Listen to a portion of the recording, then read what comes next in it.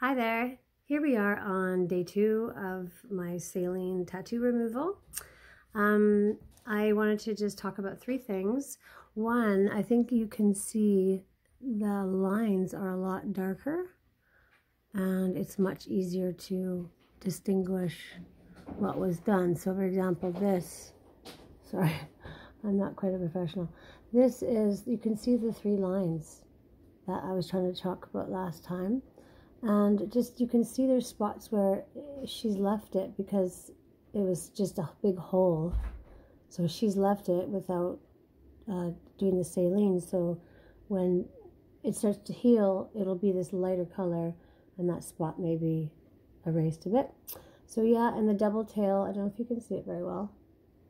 But yeah, the double tail is there. So that was easier to see, which is good. And sorry, I'm looking at myself instead of the camera. So the other thing that's a really big reality is that you can potentially get herpes, or most people call it a cold sore. So if you do have cold sores, sometimes you will probably get a flare-up.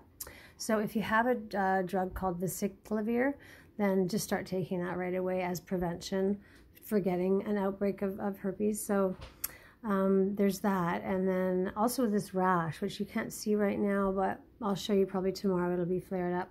So it's a rash that a dermatologist does not know what it is.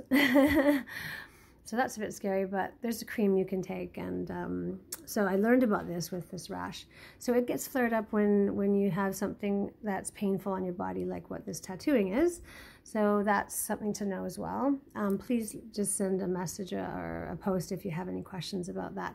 Again, I am a health educator, a sexual health educator actually. So I know a lot about the body and health. So yeah, feel free to ask me questions and get some advice.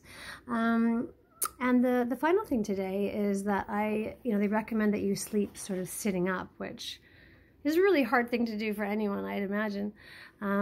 So do your best to try to sleep sitting up, but what's more important is that you sleep on your back and don't let the eyebrows touch the pillow kind of thing, because you're not supposed to be touching them.